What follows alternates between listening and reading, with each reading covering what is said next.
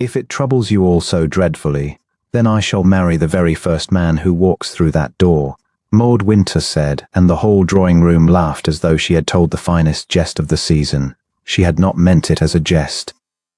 She had meant it as a stone flung to end a stoning, and the moment the words left her, the door at the far end of the long room swung open on its silent hinges, and every candle in the place seemed to lean toward the man who stood there. He did not come in at once. That was the first thing about him, that a man of such size and such stillness could hold an entire company suspended merely by pausing on a threshold. Harlan, Duke of Holbeck, filled the doorway in dark travelling clothes still faintly dusted from the road, his gloves in one hand, his hair damp at the temple from the rain that had begun to tick against the tall windows. He was not a beautiful man in the way the drawing-room prized beauty. He was a hard one, weathered and broad through the shoulder, with a jaw that had forgotten how to soften and grey eyes that took in a room the way a general took in a field, counting its exits, marking its liars, expecting nothing of any of them.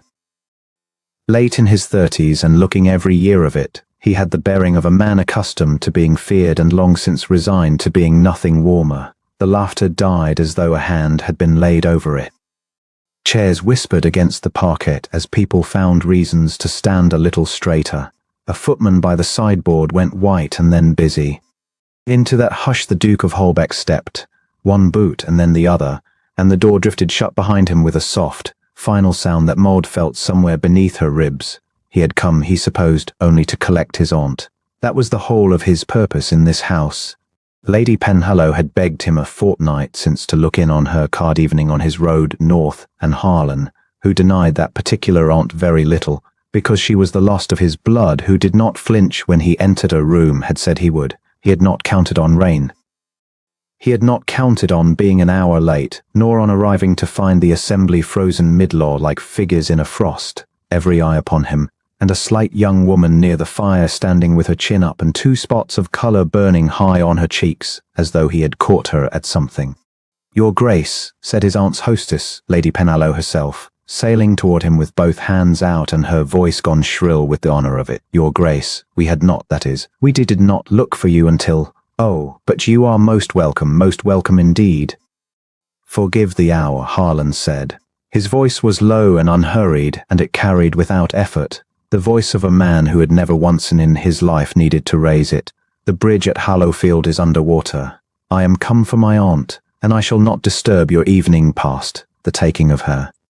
He might have said more. He was framing some cool civility about the weather when he became aware that the young woman by the fire had not lowered her chin and had not schooled her face into the practiced pleasure everyone else was wearing like a borrowed coat.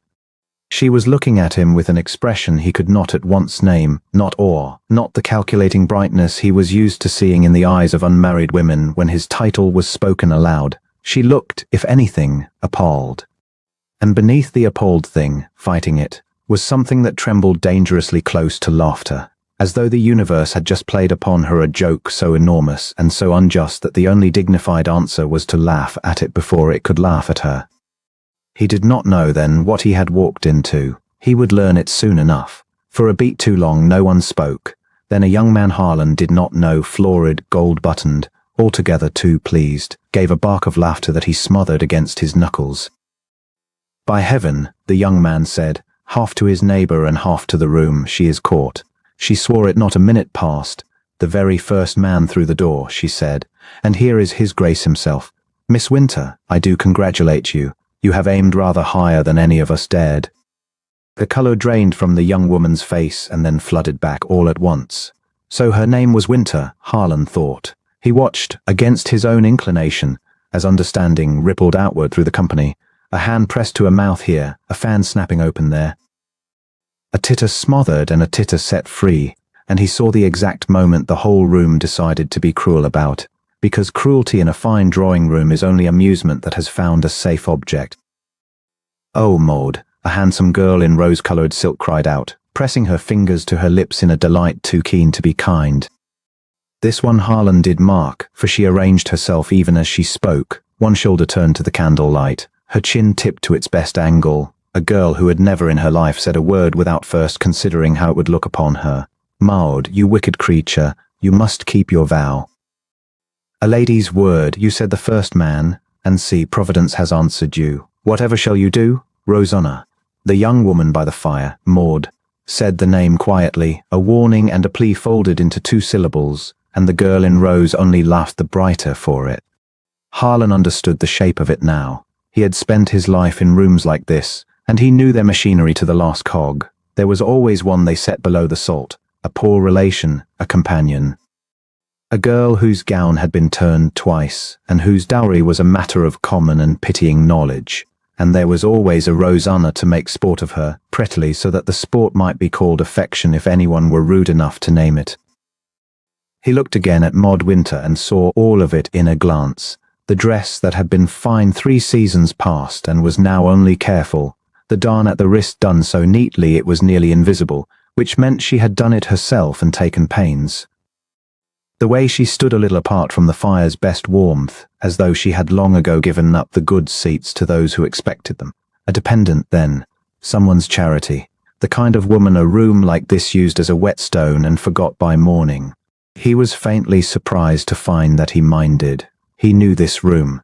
He had been raised in 100 rooms exactly like it, had learned to read them before he had learned to ride, and he could have named without introduction each part these people were playing tonight. He knew the hostess who would forgive any wound so long as it was inflicted by a title. He knew the young men who laughed loudest at whatever the prettiest girl decreed was funny. He knew, above all, the pretty girl herself, and the particular talent she had, a talent bred into daughters of a certain rank as surely as needlework, for drawing blood without once seeming to lift a hand. What he did not know, what struck him as genuinely novel in a life grown short on novelty, was the woman by the fire who was refusing, quietly and completely, to give any of them the satisfaction they had gathered to enjoy. That was not like him. Harlan of Holbeck did not, as a rule, mind things on behalf of strangers. 10 years past he had minded a great deal, had thrown the whole soft weight of his heart into a betrothal to a woman who had smiled at him precisely as this room was smiling now, all warmth in the light and ice underneath, and who had turned out to want his estates and his name and every acre attached to them, and Harlan himself not at all. She had told him so in the end, without particular malice, the way one might return a coat that did not fit. He had been younger then and had believed that being loved was a thing that happened to men like other men. He had learned that for a duke it was a thing that was performed at, expertly, by people with sums to add. He had not forgotten the lesson. He had built a life upon it, a cold, well-ordered, solitary life in which no one drew close enough to lie to him, because he permitted no one close at all. It had cost him warmth. He had decided long ago that warmth was the more expensive thing. So it was strange to him and not welcome that the sight of one shabby young woman being laughed at by her betters should reach past all that iron and touch him. He had thought that particular door in himself long since bricked shut. He did not care to discover, on a wet night in a house he had meant to leave within the quarter hour, that it had only been standing ajar all this while, waiting. Miss Winter must be released from her vow, Rosanna was saying now, gliding a step nearer the fire, her voice a caress with a knife inside it. For it would be too absurd, would it not, to hold a jest to account? His Grace could not. I mean, one does not. Oh, it is only that it is so very droll. She turned the full sun of her face upon Harlan and dipped, a curtsy pitched exactly between deference and invitation. You will forgive her, your Grace. She is a great one for jokes, is Maud. It is nearly all she has. There it was, the small, expert cruelty dressed as mercy, and delivered so smoothly that half the room would remember it as generosity. Harlan felt the old cold thing in his chest shift and settle into something harder. He watched Maud Winter absorb the blow. He watched her decide not to weep, which he could see cost her, watched her lift her chin that last quarter inch it had left to travel, and when she spoke, her voice did not shake, though he could tell by the white of her knuckles where they gripped her own wrist that it wanted to. You need not forgive me anything, your Grace, Maud said, and she turned those steady eyes on him direct, which almost no one in his life had the courage to do. The fault was mine, and the jest was in poor taste, and I am sorry you were made the object of it upon your own aunt's threshold, tired and wet from the road. It was unkind to you whom I do not know, and I would not have a stranger think the ladies of this county so silly as to weigh a man by the accident of a doorway. She drew a breath. There, you are quite free, and so am I, and we may all of us stop pretending to be diverted." The room did not know what to do with that. It had come armed for her tears or her stammering or her furious blush, and she had given it instead a plain and unanswerable courtesy that turned the joke's blade back upon the hands that held it. Rosanna's smile stiffened at the corners. Lady Penhallow made a fluttering noise, and Harlan, Duke of Holbeck, who had not been surprised by another human creature in the better part of a decade, felt something in him go very still and very attentive, the way the surface of a deep water goes still when something large moves far below it. She had apologized to him, not curried favor, apologized, and on his behalf, for a slight against his comfort that no one else in the room had thought worth a syllable.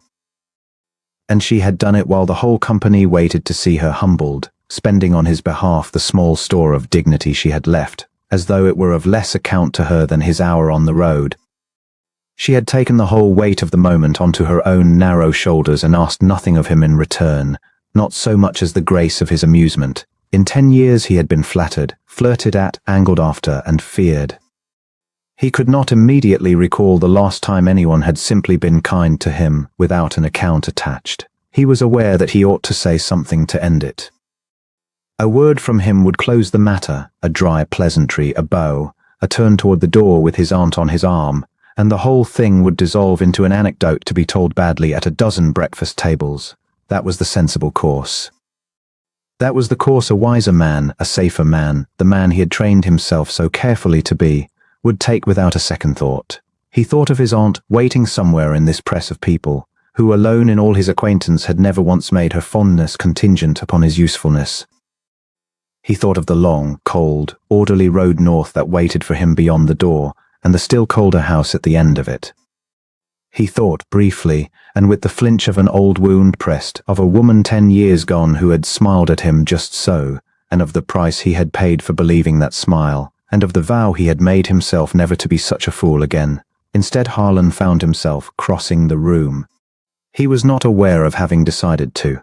His feet carried him past Lady Penhallow's outstretched hopes and past the gold-buttoned young man, who fell back a pace as though the Duke were weather, past Rosanna Marbury, who turned to him with her practiced radiance already lit, and whom he passed as though she were a lamp-post, and he came to a halt before Maud Winter, close enough now to see that her eyes were not the plain brown he had taken them for at a distance, but a warm, dark hazel flecked through with something that might have been gold and might only have been the fire, and that she was younger than her composure, and that she was afraid of him and had chosen not to let it govern her. She had to tip her head back to hold his gaze.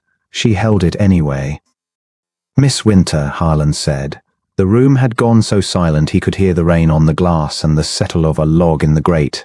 "Your Grace," she answered. "You are mistaken in one particular," he said. His voice was very level. He had no notion, even as he opened his mouth, of what he meant to say.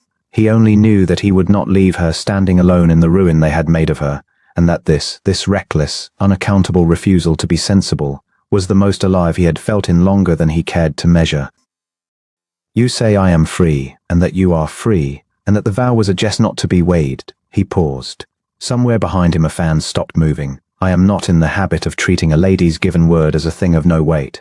You said the first man through the door." "I am the first man through the door." For the length of a breath Maud Winter simply stared at him, and Harlan watched the meaning of it arrive in her by degrees. First bewilderment, then a flush that started at her throat and climbed, then a sudden bright terror that he might, incredibly, be in earnest. Behind him he heard Rosanna Marbury's small indrawn gasp and Lady Penhallow say, "Your Grace," in a strangled voice, and the gold-buttoned young man laugh once and then stop as though he had swallowed the sound. "You cannot mean it," Maud breathed. It was hardly louder than the rain. "I have never in my life," said Harlan, Duke of Holbeck, quite truthfully, been accused of an excess of humour. "Ask anyone in this room. They will tell you I do not joke." He inclined his head the barest degree, a courtesy offered to her alone, as though the 40 avid faces at his back had ceased to exist. "I find I do not wish to release you, Miss Winter, nor to be released. Whether that is folly we may determine at our leisure, but I would rather determine it than pretend, with the rest of this good company, that nothing has occurred here tonight. Something has occurred here tonight." His grey eyes held her stunned hazel ones. "Will you allow me to call upon you tomorrow?" And Maud Winter, poor relation, object of the county's amusement, the girl who had that very evening flung one reckless, desperate sentence into the air to put an end to a whole season of teasing, and watched it come to earth as the single most impossible thing that had ever happened to her, opened her mouth to answer, while the fire cracked and the rain came down, and every soul in Lady Penhallow's drawing-room leaned in to hear what she would say. For the length of 3 heartbeats, no one in the drawing-room seemed to draw breath. Harlan, Duke of Holbeck, stood upon the threshold with his gloves still in one hand and the cold of the corridor yet clinging to his shoulders, and he understood that he had walked into the exact center of something. 24 faces had turned toward him at the announcement of his name, and every one of them wore the same peculiar arrangement of alarm and delight, as though he were both the answer to a riddle and the cause of a disaster. He had crossed a great many thresholds in his life to precisely this sort of silence. He had learned, long ago and at some cost, to distrust it. "Your Grace," said the hostess, Lady Penhallow, rising in a rush of grey silk and coming toward him with her hands already lifted in welcome. "We had not dared to hope. You honour us beyond that is you are most warmly, most unexpectedly welcome." He inclined his head the precise degree that his rank required and no more, and let his gaze move past her, because his attention had already been caught and would not be recalled. Near the tall windows, half shielded by the pianoforte and the press of guests who had drawn back from her as water draws back from a dropped stone, stood a young woman with 2 spots of scarlet burning high on her cheeks. She was not beautiful in the manner the room prized. Her gown was 3 seasons out of its fashion and had been turned and mended with a care that spoke of necessity rather than vanity. But she stood very straight, and she was looking at him directly, with the particular steadiness of a person who has resolved to bear the consequence of her own folly without flinching from it, and Harlan found, to his mild irritation, that he could not look away from her.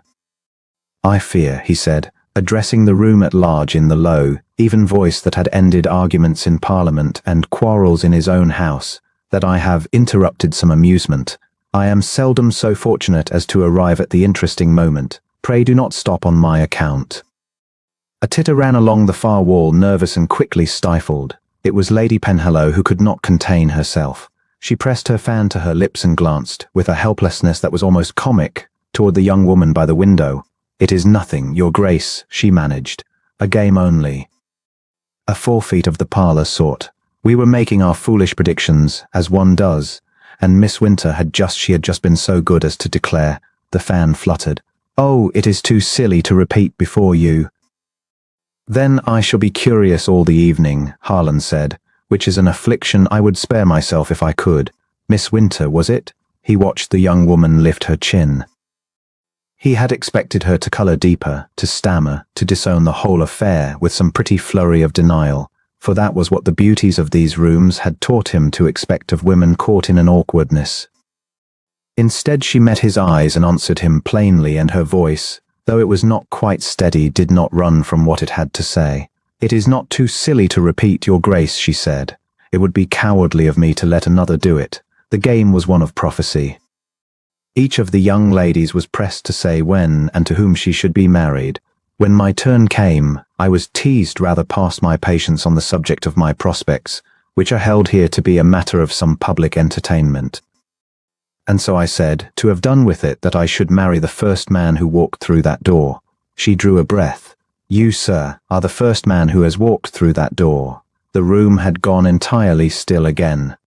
Somewhere a clock ticked with the loudness that clocks acquire only at such moments. Harlan looked at her, and he was aware of a great many things at once: of Lady Penhallow's frozen smile, of the barely concealed glee of a knot of matrons who scented scandal like hounds scenting a fox, of the way the other young women had arranged their skirts and their faces to make certain no one confused them with the girl by the window.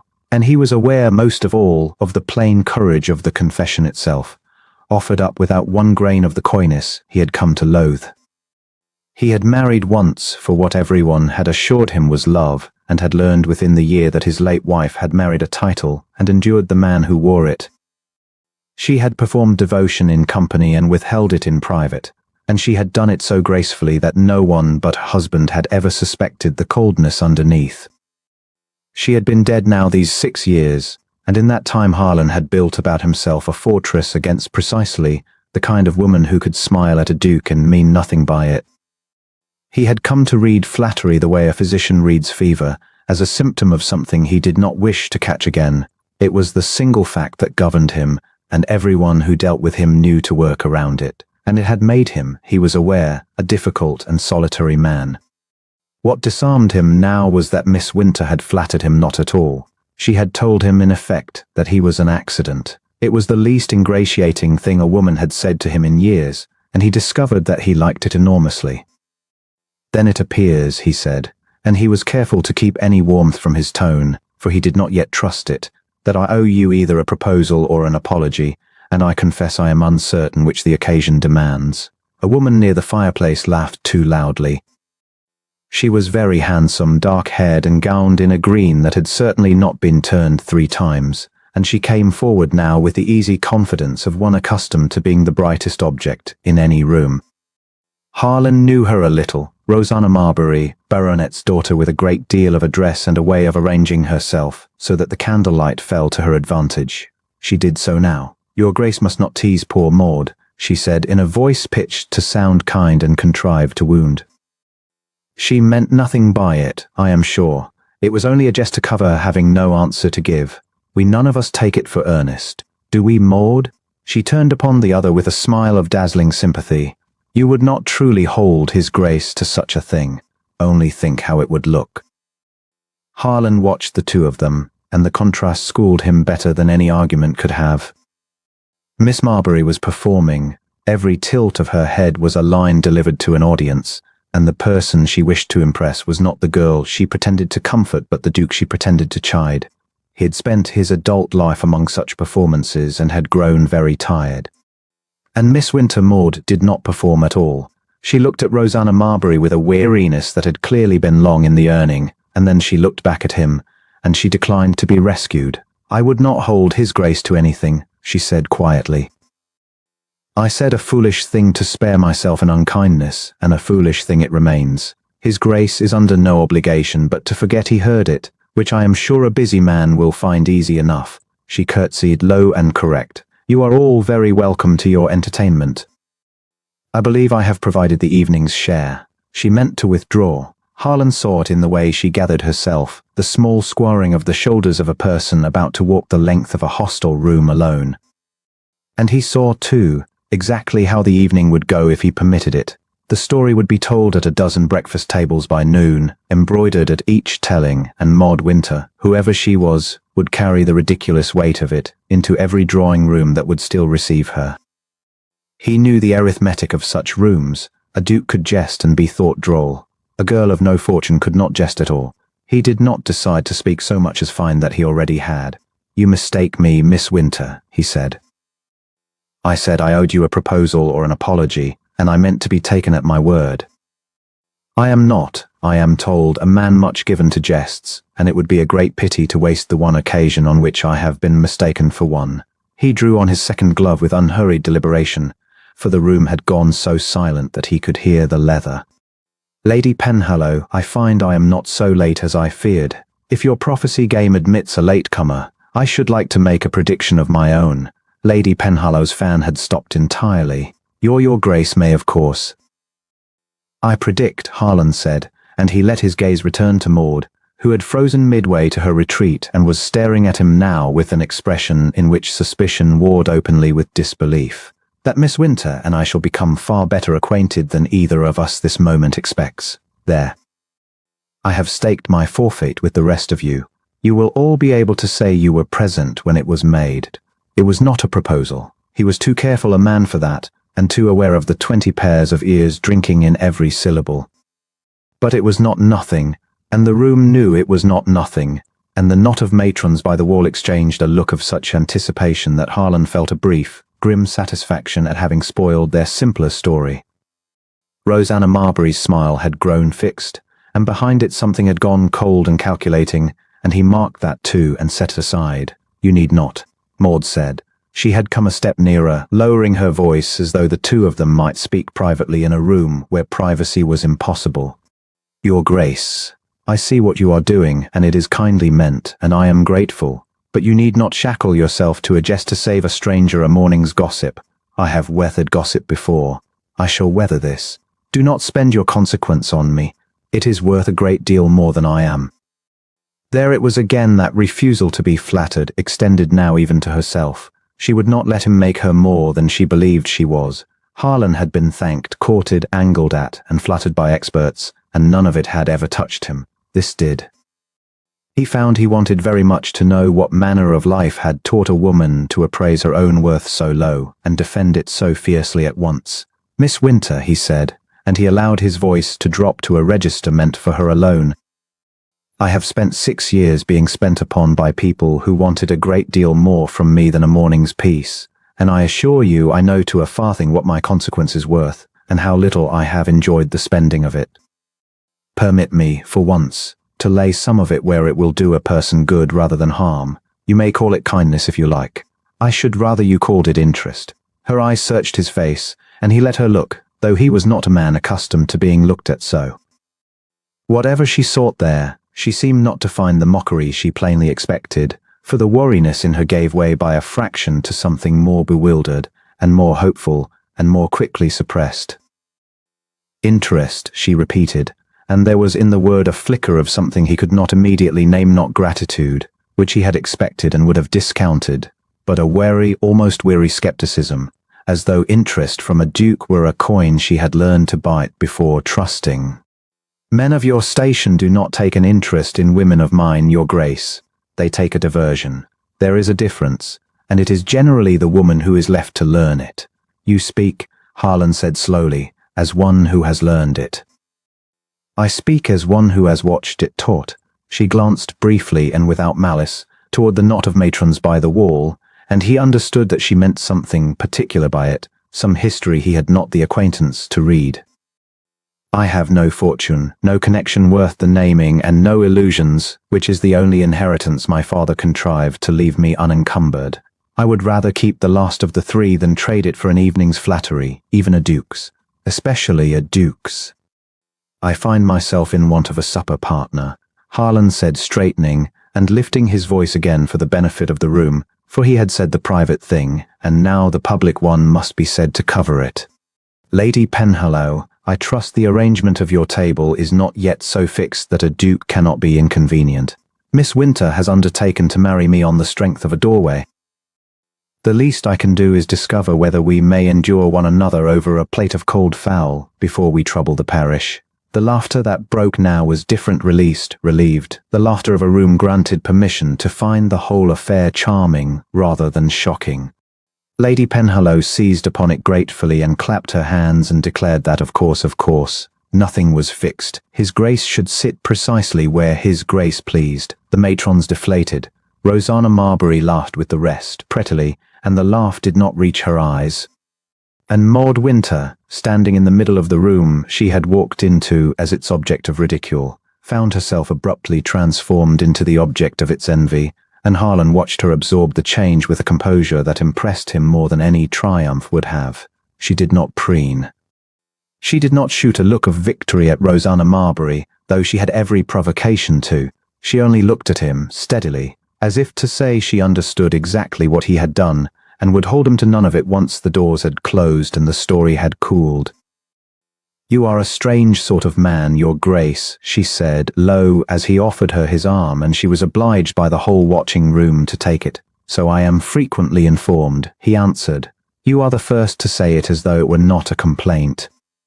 Her hand settled on his sleeve, light as a leaf, and he was aware of it out of all proportion to its weight. Through the fine wool he could feel that her glove, like her gown, had been mended, a small neat ridge along the seam of one finger where the stitching had been renewed.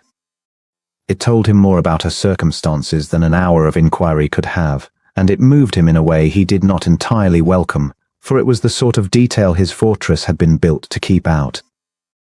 I meant what I said, she murmured, as he turned her toward the doors and the room parted before them. You may cry off the moment we are out of view. I will make it easy. I will tell everyone I refused you, if you like.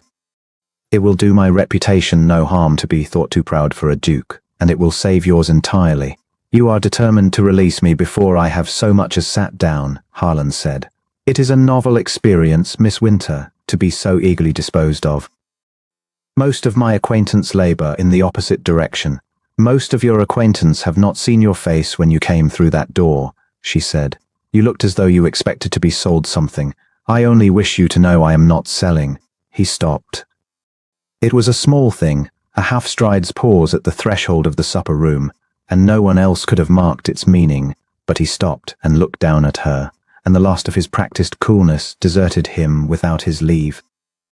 She had read, in the space of 10 minutes and across a crowded room, the single truth about him that his oldest friends stepped carefully around. He had come into Lady Penlow's drawing room braced against being wanted for what he was rather than who, and this mended, overlooked, unflattering girl had seen the brace itself, and named it, and set down beside it the one assurance he had stopped believing he would ever be offered. No, he said after a moment, and his voice was not quite as even as he would have liked. No, I begin to think you are not. He drew her hand more securely into the crook of his arm and led her into supper, and told himself, without conviction, that his interest was nothing more than the idle diversion of a dull evening, knowing, even as he thought it, that he had not, in 6 guarded years, been so unable to look away from anyone in his life. The supper room was smaller than the one they had left and warmer, and the candles upon the long table had burned down enough to throw a kinder light than the drawing-room chandeliers, so that when Harlan handed Maud Winter into the chair beside his own he could see, for the first time without the whole company between them, the fine grain of her weariness, and the resolve she had laid over it like a coverlet over a worn floor. The table was already half filled with those quick enough to secure their places, and every one of them contrived to look elsewhere, while attending to nothing but the 2 newcomers.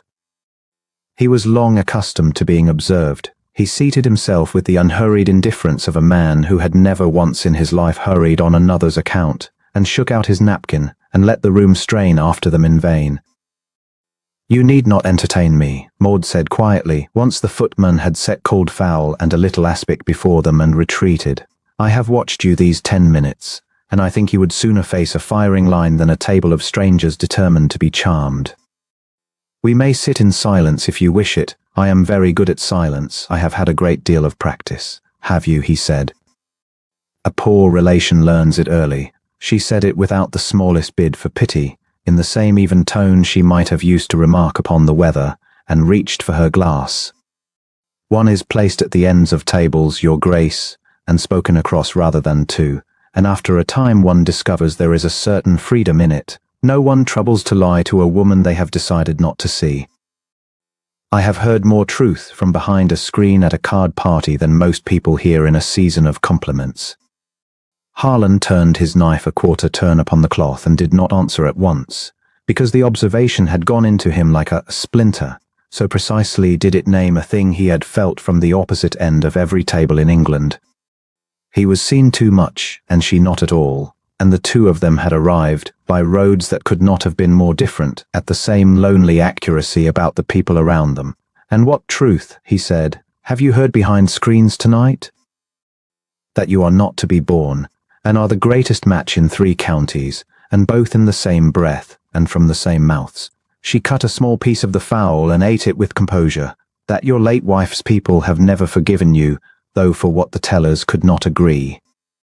That you keep no company, refuse all invitations, and were got here only by an aunt's begging, and that no woman of sense would have you, which is always said of men every woman of sense is scheming to catch.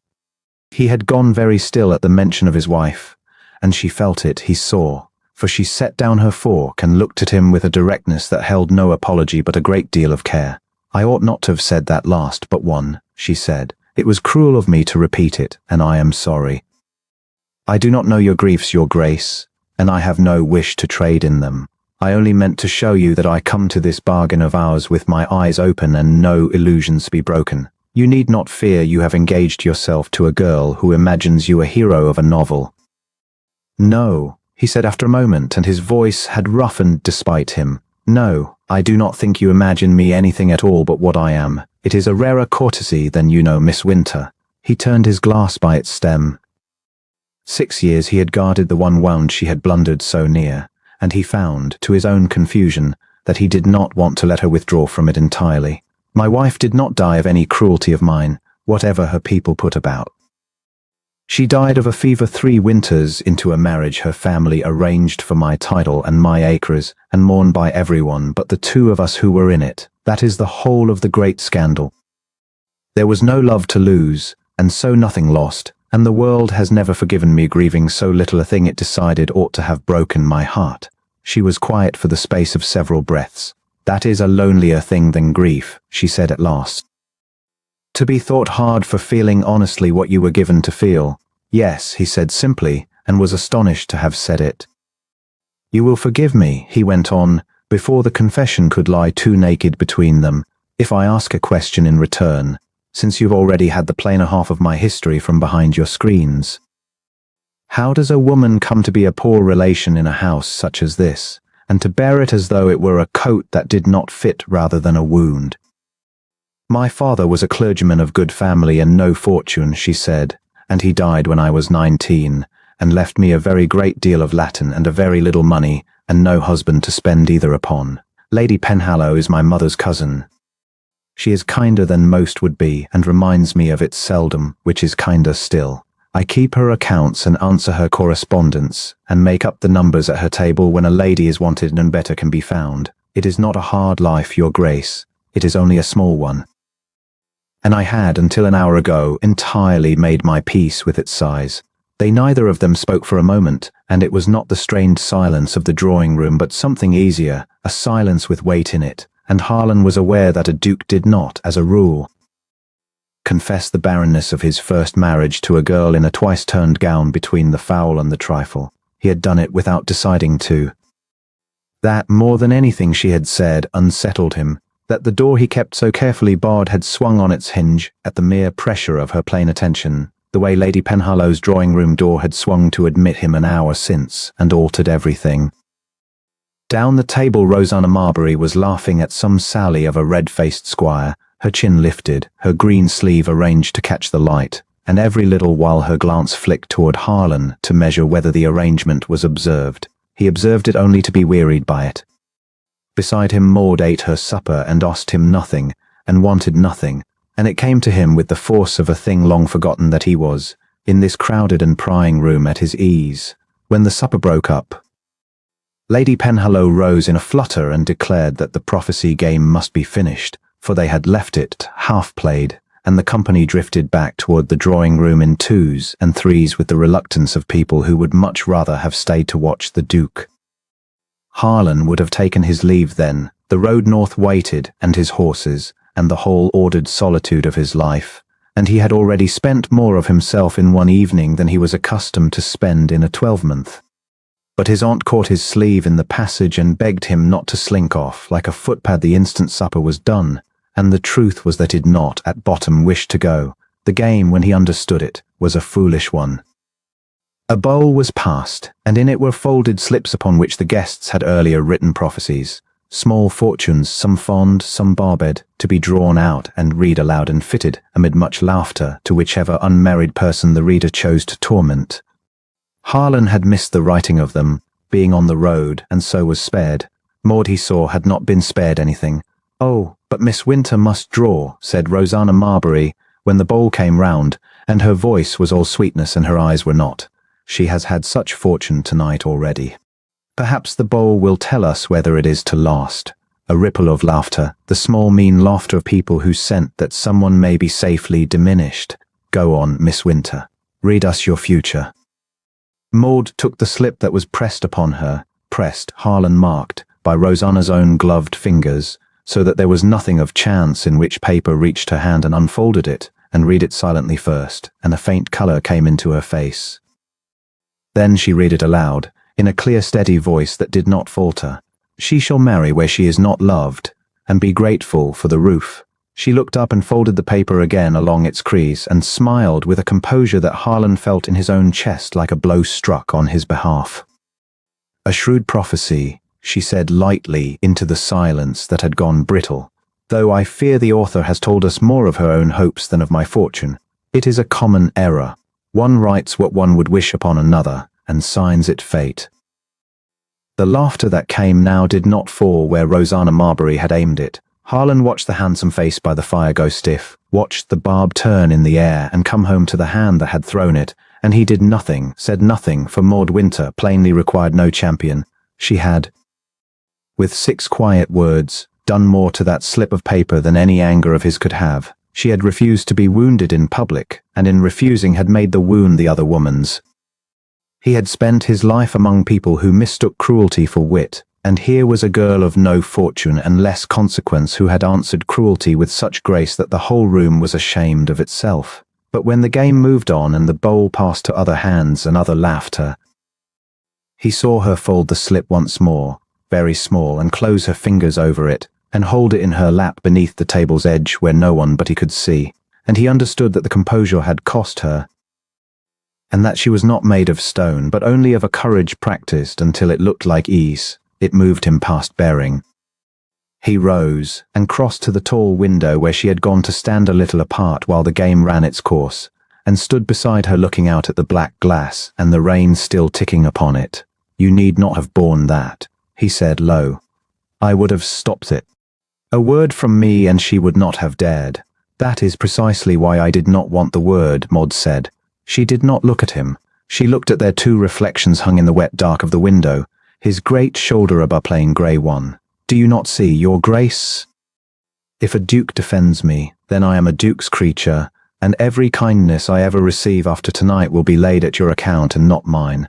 I have been overlooked the whole of my life. It is not a comfortable thing, but has left me one possession no one has thought worth taking, which is that whatever I am on my own reckoning. I would keep it, if I may, even from you, especially from you." He was silent, turning this over, and found in it a pride so like his own, the fierce solitary pride of a person who would rather stand unregarded than be held up by another's hand, that he scarcely knew how to answer.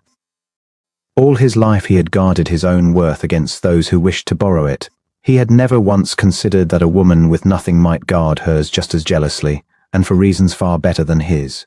"You are a very singular person, Miss Winter," he said at last. "I am a very poor one, your grace." The 2 are often mistaken for each other by those who have never been the second. She glanced up at him then, and there was in her face no coyness and no calculation, only a plain unguarded seeing that stripped him bare where he stood. "You are lonely," she said, so softly that the words did not carry a foot beyond them. "I have watched you all evening, and you carry it like a man carrying a weight he has grown too proud to set down, because setting it down would mean admitting how long he has borne it and how much it has cost. I know the carriage of it. I have practiced it before glasses of my own." No one had said such a thing to him in 6 years. No one had dared, and no one had cared to, and this girl had said it not to wound and not to flatter, but only because it was true, and she thought he ought to hear one true thing before the evening closed. Harlan looked down at her upturned face in the candlelight, at the faint colour still lingering high on her cheeks, at the folded prophecy she yet hosed in her hand, and he felt the careful architecture of his reserve shift upon its foundations like a house in a flood. And because it shifted, he stepped back from it. "You presume a great deal," he said, and heard his own voice come out cool and even and terrible, the voice that had frozen better rooms than this one, and hated it even as he used it.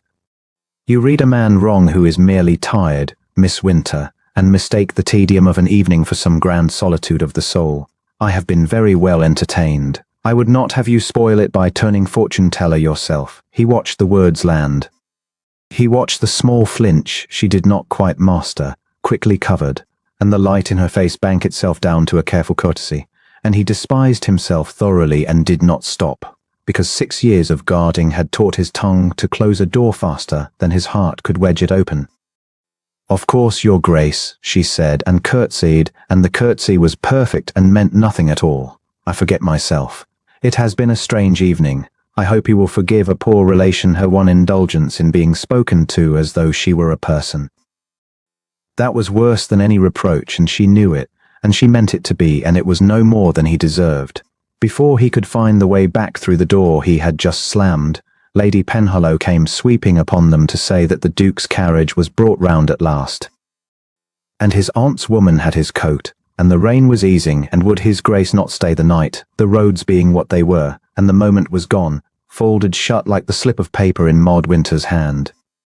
He made his farewells with the flawless coldness that was his armor and his prison both. He bowed over Lady Penhallow's fingers, and thanked her for an evening he would not soon forget, and the double edge of it was lost on her entirely. He found his aunt and kissed her cheek and promised to write. And when he came at last to Maud Winter, standing straight and unregarded again by the window, as though the whole extraordinary hour had never lifted her out of her corner, he bowed, and she curtsied, and neither of them said the thing that stood between them. "Miss Winter," he said. "Your Grace," she answered, "you will wish, I think, to consider our bargain dissolved. Pray do not trouble to write it. I understood from the first that a doorway is a poor foundation for anything, and I shall tell whoever asks that we found we did not suit. It will be the truth, and it will cost you nothing."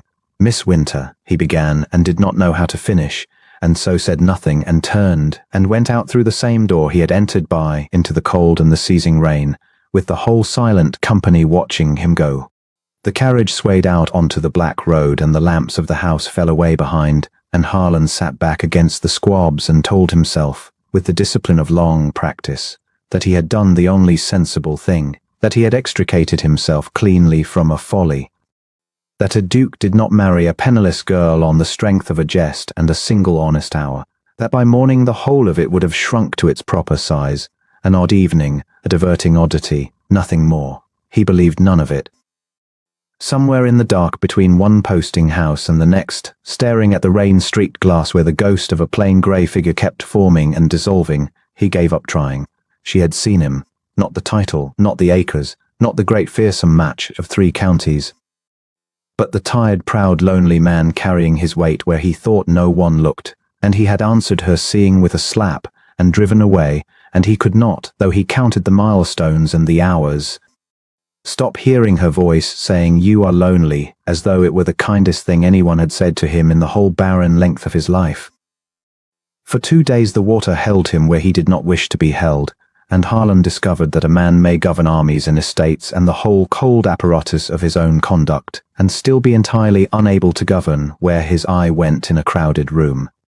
The bridge at Hallowfield lay drowned under a brown and unhurried flood, and the low road behind it had gone to a bog that would take a coach to the axles, and so the Duke of Holbeck, who had meant to be 40 miles north by now, remained a guest under Lady Penhallow's roof, with his aunt installed contentedly by the best fire, and no honest reason to give for the restlessness that walked him from window to window like a sentry. He had retreated, of course. That was the reflex of a lifetime, and it did not fail him. After the drawing-room game of the evening before after, he had watched Maud Winter bear an hour of Rosanna Marbury's prettily aimed wit without once dropping her guard or her grace, and after that one plain exchange by the card table when she had looked at him and seen, with unwelcome accuracy, the loneliness he wore under his rank the way a man wore a great coat, he had bowed and excused himself, and gone up to a cold bedchamber to be alone with the thing he had felt and did not want. He had told himself it would pass by morning. It was the sort of thing that passed. He had had a great deal of practice at letting things pass. It had not passed. He had lain awake listening to the rain slacken and the house settle, and he had thought of the mended seam along her glove, and of the way she had said it is nearly all she has flung back at Rosanna, not as complaint, but as a fact carried lightly, and he had risen unrested and irritable and no freer of her than before. A wiser man would have kept to the morning room with his aunt, and the newspapers 3 days old. Harlan he was beginning to suspect, not on this particular matter a wise man at all. He found her by accident, which is the only way he would have permitted himself to find her. The library at Lady Penhallow's lay at the cold end of the house, a long low room that smelled of leather and damp and neglected fires, and no one used it because no one in that company had ever opened a book that could not be worn as an ornament. He had gone there for the solitude of it, and for the small mean pleasure of being where Rosanna Marbury would never think to look, and he had got as far as the second window before he saw that the room was not empty. Maud Winter stood at the far shelves in the grey afternoon light, a duster forgotten in one hand and an open volume in the other, so lost in the page that she had not heard the door. He might have withdrawn. He was framing the retreat even as he stood there, a soundless step back, the latch eased shut, the whole encounter undone before it began. Instead he said, "You are the first person I have found in this house who came to a library for its proper use." She started, and the book nearly went from her hands, and the color came up in her face, but she did not drop into the flutter and apology he had learned to expect from every other woman under this roof. She only closed the volume over one finger to keep her place, as though he were an interruption she meant to return from, and said, "I came to dust it, Your Grace. The reading is a fault I fall into while I am about it." Lady Penhallow does not mind, provided the shelves are done and I am not found idle. You dust the library, among a good many other things. She said it without the smallest bid for his pity, the way she might have named the weather. I am my cousin's companion. Lady Penhallow is my mother's cousin, which is a thinner thread than it sounds, but it was thick enough for charity when my father died and left more debts than daughters could pay. I keep her accounts and her spaniels and her temper, and I read to her when her eyes tire, and in exchange I am housed and fed, and permitted to stand at the edge of evenings like the one you walked into. Her mouth curved, wry and unbitter. You have guessed the most of it already. I saw you do it that first night. You looked at my sleeve and read my whole history off it in a glance, like a man reading a milestone. It was the rudest and the kindest thing anyone has done to me in a 12-month. Harlan came further into the room, though he had told himself he would not. How can a thing be both? Rude, because a gentleman is meant to pretend he does not see the darn. She set the book back upon its shelf with a care that told him she loved it. Kind because you did not pretend I was some other creature than I am. Everyone here is very good to me. You understand, in the way one is good to a lame dog. They are forever forgiving me things I have not done and excusing me from places I was never invited and calling it affection. You did not do that. You saw a poor relation dusting the good books, and you did not trouble to dress it up as anything prettier, and God help me, Your Grace, it was a relief. She looked at him then, direct in that way of hers that so few dared. Do you know how tiring it is to be pitied by people who have never once asked your name plainly? He did know. He knew it from the other bank of the same river. He had spent 10 years being wanted by people who had never once asked his heart plainly, and the recognition passed between them so cleanly that he felt it as a physical thing. A door opening onto a room he had bricked shut and papered over and sworn was a wall. She had turned back to the shelf while she spoke and drawn down the volume she had abandoned, and now she held it to him across the narrow space with the shy defiance of one offering the only treasure she owned. It was a battered thing, a book of voyages, its spine cracked white with handling. This is the one fault I will not apologize for, she said. Lady Penhallow's father collected them and never read a page, and I have read every page twice, and gone to every country in it without once leaving a house I am not permitted to leave. Cathay, the Spice Islands. A river in the Americas so broad you cannot see the far bank. Her thumb moved over the worn leather with unconscious tenderness. A companion may not travel, Your Grace, but she may read of travelling, and it is remarkable how far a person may go of a wet afternoon, provided no one thinks to ask what she is about. She looked up, caught herself in the confession, and gave a small laugh at her own expense. There. Now you know the whole of my extravagance. I steal countries out of other men's libraries. Harlan took the book because she offered it, and their fingers came near enough in the passing that he felt the warmth of hers, though they did not touch. And he stood turning the pages she had turned 100 times and found in the margins, in a small, neat pencil, her own hand a line beside a coastline, a single word of wonder against a description of some far mountain. It undid him more thoroughly than any beauty, or any wit had done in a decade. This evidence of a mind gone hungry and feeding itself in secret on the only fare within its reach. He had a library at Holbeck 3 times the size of this one, and estates she could have crossed for a fortnight without reaching the wall, and he had spent 10 years walking through the whole of it alone and calling the solitude peace. He gave her the book back. He did it slowly. He was aware, absurdly, that he did not wish to. I have found, he said, and heard his own voice come slower than he meant it, that people are very willing to be kind to a man, so long as they may be kind to his title and count it against his account. I had begun to think there was no other sort of regard to be had. That kindness was only commerce that had learned better manners. That is a cold thing to have decided. It was cheaply bought. I paid a great deal for the lesson. He had not meant to say even that much. He turned it aside with the ease of long practice. You had a book. Do not let me interrupt the fault. but she did not take up the escape.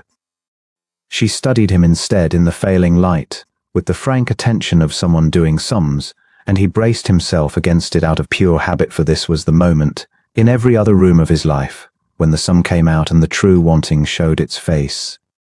He waited for her to remember aloud and prettily that he was a duke. He waited for the flattery, the angling, the small correction of posture that meant a woman had recollected her advantage. It did not come. Someone hurt you, Maud said simply. A long while ago, and badly, and you have been keeping the whole world at arm's length since, so that no one might get near enough to do it again. That is what I saw that first night, when you came through the door braced as if for a blow. It is not loneliness, exactly, though it wears loneliness like a coat. It is a man standing guard over a house that was robbed a long time back, and cannot leave the door, and has half forgotten there was ever anything in the house worth the guarding. She stopped, and the frankness wavered for the first time into something gentler, almost frightened at its own reach. Forgive me, I have overstepped a mile. My cousin says my tongue will be the ruin of me, and I begin to think she is right.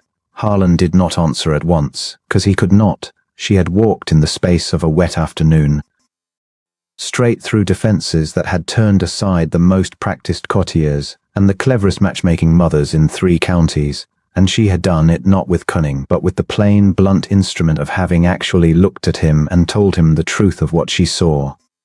No one had told him the truth about himself in 10 years.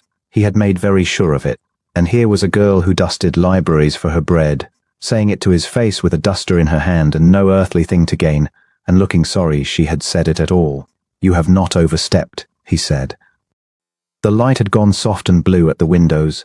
Somewhere far off in the house a bell rang for the dressing hour, and neither of them moved. You have merely done what no one else of my acquaintance has had the courage or the plainness to do, which is to say a true thing to me without first calculating what it might be worth. It is, he searched, and found only the honest word, disarming. I find I do not know how to stand without the guard you have described. I have stood so long I have forgotten the other way of it. Then perhaps, she said very low, you might practice standing at ease a little while the water is up. There is no one here to rob you, your grace. I have nothing to sell you, as I told you, and I am the last woman in England who could profit by a duke. It is the one comfort of being nobody. When I am kind to you, you may be quite certain it is only because I wish to be. He crossed the last of the distance between them before he had decided to. It was becoming a habit with her, this walking he did not command. His feet had carried him across Lady Penhallow's drawing room the first night the same way, past every advantageous smile in the county, to stand before the one woman who wanted nothing of him. He stopped close, closer than a stranger had any business standing, near enough to see that the hazel of her eyes was truly flecked with gold, and not the fire's doing after all, and that she had not stepped back, though he could see the pulse go quick in her throat. She had to tip her head to hold his gaze. She held it. She always held it. Miss Winter, he said, and his voice had lost the last of its practiced evenness. You spoke the first night of releasing me from a foolish vow. You offered to tell the whole county you had refused me to save my name and think nothing of your own. He drew a breath he seemed to have been holding for 2 days. I find I do not wish to be released. That is the plain truth of it, and I have not spoken a plain truth to a soul in 10 years, so you must forgive me if I do it clumsily. I do not wish the water to fall. I do not wish the road to open. I have not wished a morning to come slowly since I was a boy, and I have caught myself these 2 days praying at the rain like a heathen, that it might keep on. Her breath went out of her unsteadily. He lifted his hand, he who touched no one, who had built a decade on the discipline of never reaching, and he did not quite touch her. He let his fingers hover an inch from her cheek, close enough to feel the warmth come off her skin, and it was the boldest thing he had done in his adult life, and he could go no further, would not. For she had trusted him with the truth of her poverty and her pride, and he would not repay it by presuming on a moment. Her eyes closed. She leaned the smallest fraction, the whole of a hair's breadth, into the space where his hand was not, and then the great case clock in the passage struck the half-hour, loud as a musket in the still cold room, and she stepped back, and the moment folded shut like a fan. You must not say such things to me, Maud whispered, and there was no anger in it, only a kind of grief, which frightened him more. You are a duke and I dust libraries, And in 3 days the water will fall, and you will go north to your cold house and be very glad you did, and I will be left here in a county that already believes we are betrothed on the strength of a bad joke. When you are gone, they will not remember that you were kind to me. They will remember only that a duke made sport of the winter girl for a fortnight because he was bored and it rained. Rosanna will see to that. She is already telling it downstairs, half pitying, the way she tells everything. I have very little, your grace. My good name is nearly the whole of it. Please do not make me spend it on a diversion you will have forgotten before you reach the second post house. The words went into him like cold water, precisely because they were not unjust. She had named the very thing a diversion out of boredom, because it rained that his own guarded heart had been muttering to him for 2 days as its last defense, and to hear it in her mouth, offered not as accusation, but as the plain likeliest reading of a duke's behavior toward a nobody, showed him with terrible clarity how the whole world must see this, and how easily what he felt could be the shabbiest and most ordinary cruelty dressed as feeling. He had been so certain of her. It had not once occurred to him to wonder whether she could be certain of him, whether a man with his history, his coldness, his acre-laden name, had any right to be believed. You think I would use you so, he said, and it came out harder than he intended, the old iron closing over the wound before he could stop it. I think, she said gently, that I do not know you well enough to think otherwise, and that the odds of the world are all one way, and that a wise woman in my place guards the door of her own house, your grace, as carefully as you have learned to guard yours. She gathered up her forgotten duster and held it against her like a shield. You taught me the phrase yourself, not a quarter hour past. There was nothing he could say to it that would not be a promise, and he had learned she had just reminded him how the price of promises spoken warm in a soft blue hour and regretted in the cold light of a fallen road.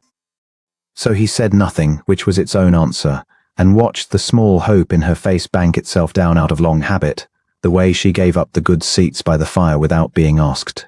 She dropped him a curtsy that was perfectly correct and perfectly final. The bell has gone for dressing, she said. My cousin will want her spaniels fed and her temper managed before the others come down. Good evening, your grace. Thank you for not pretending not to see the darn. And she was gone down the lolled room and out through the far door. And Harlan stood alone among the neglected books with his hand still half raised toward a cheek that was no longer there, and understood, with the sensation of a man feeling the first give of ice beneath his boots, that the water would fall and the road would open, and he would have to choose soon. And in front of the whole grinning county whether the Duke of Holbeck was a man who guarded an empty house until he died in it, or a man who had, at last, on a wet afternoon in a borrowed library, found the one thing in 10 years worth throwing the doors wide for. He did not yet know which man he was. He only knew with a certainty that terrified him more than any flood, that he could no longer pretend he did not care to find out.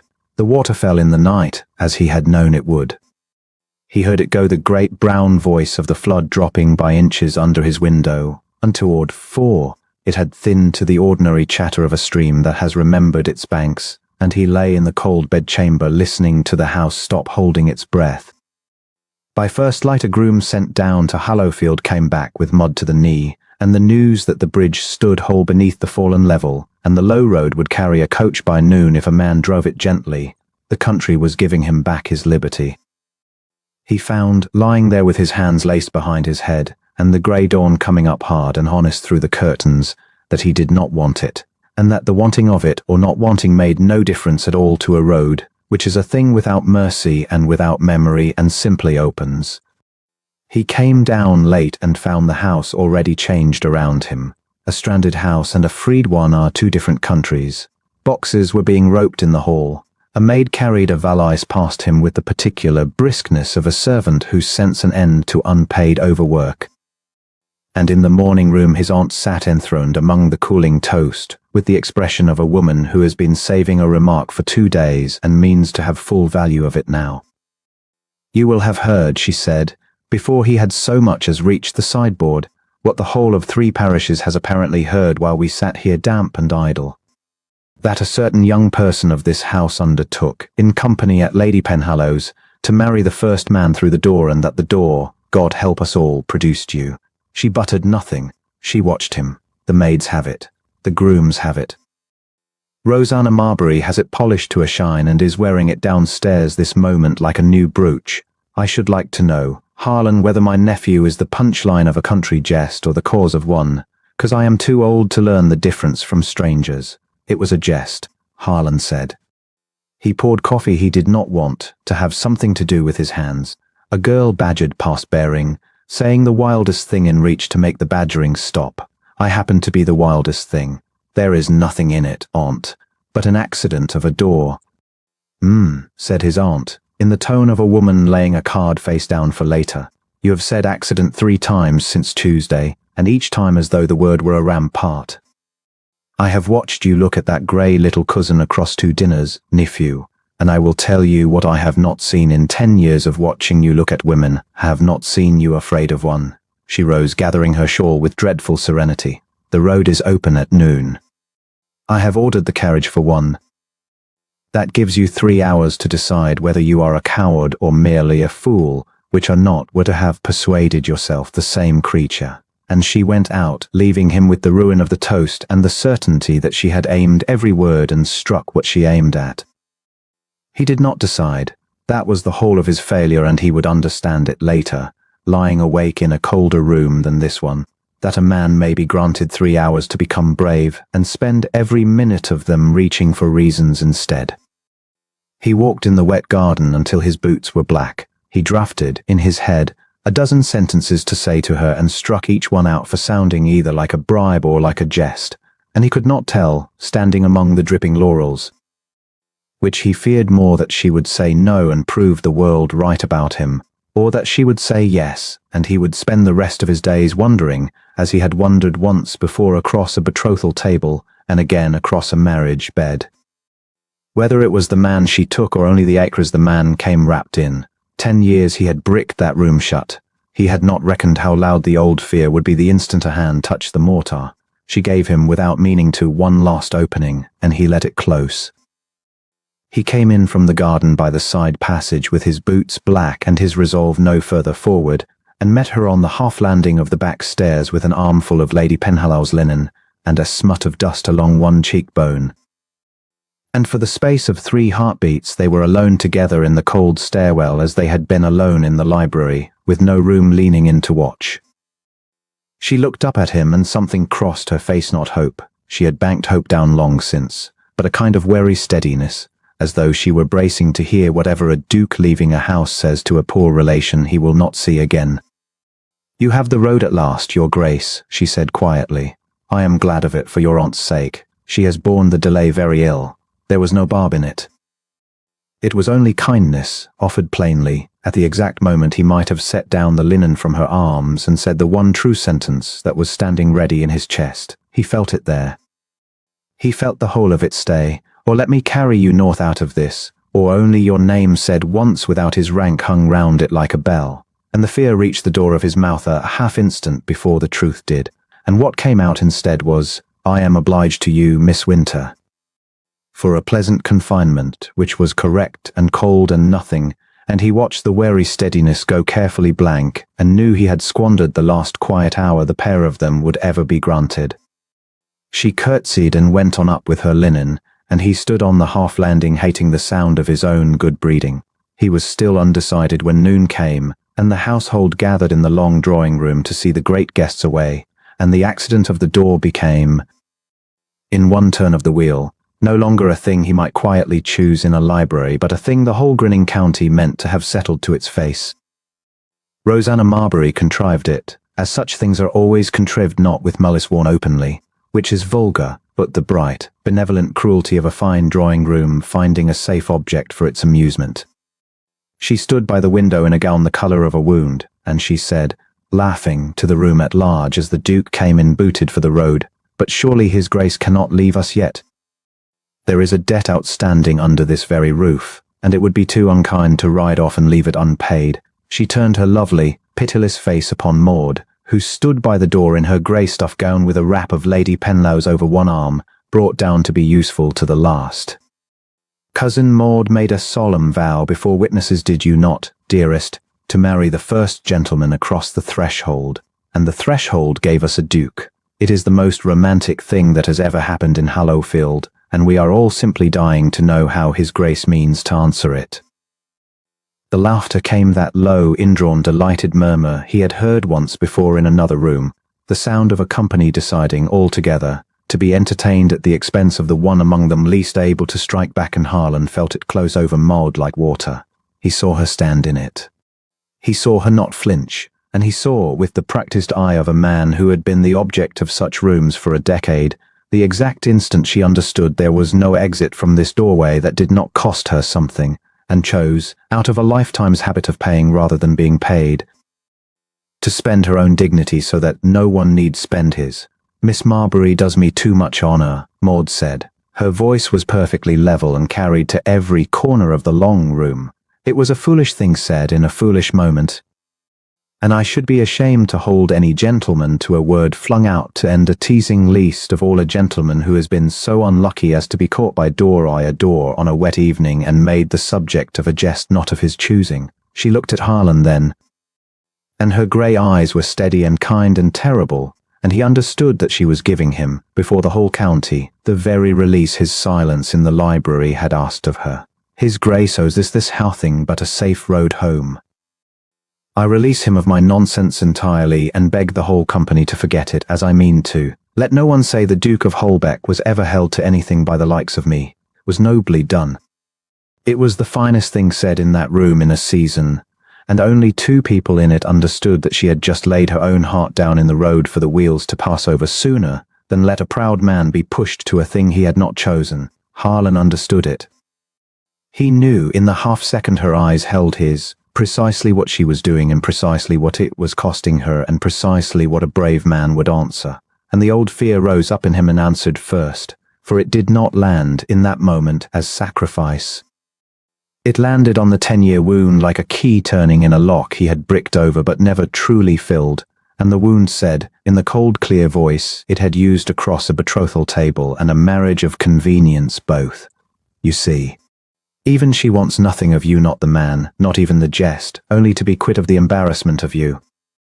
And with the whole room watching and his aunt's word coward burning in his ears and his pride, that oldest and most faithful of his servants, standing ready with its correct cold armor already warm from long wear, Harlan did the thing he would give 10 years of his life to undo.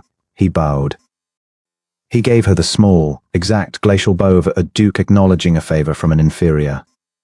"Miss Winter is all sense," he said, and his voice came out at its most level and its most ruinous. The iron shut clean over the wound before he could stop it, so that the words fell into the room like coins onto a stone floor. It would be a poor sort of gentleman who mistook a drawing-room jest for a matter of consequence, or a poor sort of duke who let a wet evening and a slammed door persuade him into forgetting what he is and what she is. "I am grateful to Miss Winter for her good sense in releasing us both from an absurdity. There is nothing here, there never was anything here but an accident of a door, and I shall be glad to be gone from a house that has made so much of so little." He heard it as he said it. That was the horror of it, that he was not a stupid man, and even as the cold sentences left him he heard the extra cruelty he had folded in unbidden. What she is, forgetting what he is and what she is, and saw it strike her exactly where she was barest. He had not needed to say it. Releasing him was all she asked. He could have released her gently, could have bowed over her hand and thanked her and let the door do its silent work. Instead, the frightened animal in him, seeing an open field, had bolted straight across her and trampled her down on the way, because to be the one who scorned was, to a man who had spent 10 years braced to be the one scorned, a kind of terrible safety. Rosanna Marbury laughed, low and satisfied, and the room breathed out its relief and its amusement together, and the moment closed. It was over. It had taken perhaps a minute and a half. Maud did not weep, which was worse than any weeping. He watched the colour go out of her face by degrees, the way a lamp is turned down rather than blown out, and watched her gather herself back behind the plain grey composure he had first mistaken for meekness, and knew now to be the discipline of a proud spirit that has been schooled by charity never to let its wound be seen. She did not look at him again. That was the thing he could not bear and would carry north with him and lie under in the dark, that she did not so much as glance his way, but curtsied to the room in general, correct and final and immeasurably dignified, and said, "Then it is all forgotten and no harm done." Safe roads to you all, and turned and settled Lady Penhallow's wrap more carefully over her arm, and went out through the far door to see whether the spaniels had been fed, because there was a house to run, and no jest, however cruel, had ever yet excused her from the running of it. The door shut behind her with the same silent hinges that had opened on him a week before and undone the pair of them. He got himself out of the drawing-room. He did not afterward remember taking his leave of Lady Penhallow, though he must have, nor what he said to her, though it cannot have been much, for she was cool with him at the door in the way of a hostess who has heard a guest speak unkindly under her roof and will not soon forget it. His aunt said nothing at all. She let a footman hand her into the carriage and arranged her furs and looked out of the opposite window with the particular silence of a woman too disappointed for reproach, and it was worse than any word she could have chosen. They were a mile down the mended road, the wheels sucking and slapping in the drying mud and the drowned meadows lying silver on either side, before she spoke, and then only once. "I asked you," she said to the glass, "whether you were a coward or a fool. I had not thought to learn you could be both in a single breath, and cruel besides. That girl handed you your dignity on a plate, Harlan, at the cost of her own, and you flung it back in her face and called it good sense." She drew her furs closer. "I shall not scold you. You will do that yourself, and better than I could, for the rest of your life. I only hope you are man enough to do it soon." And she said no more, all the long cold miles to the posting house, and left him alone with the thing he had done and the ruin of the guard he had kept so faithfully for 10 years, which had at last, in the 1 hour it mattered, done its office perfectly and cost him the only thing in a decade he had wanted to keep. He tried, in the swaying dark of the carriage, to summon the old comfort that he had done the sensible thing, that a duke did not stake his name on a wet weather fancy, that by spring the whole of it would have shrunk to an odd week and a plain grey face half remembered. The comfort would not come. He had worn that particular reasoning smooth as a coin 10 years running, and it had held him upright through a broken betrothal and a hollow marriage and a decade of solitude he had insisted on calling peace. And now, when he reached for it, it turned to ash in his hand. Because he had at last met the one thing his reasoning had never had to account for, a woman who had looked past the acres and the title, and the fearsome name to the tired man carrying them, and asked nothing of that man but the truth, and been answered with a lie dressed up as good breeding. He could not unsee her face going blank. He would not, he suspected, ever quite unsee it again.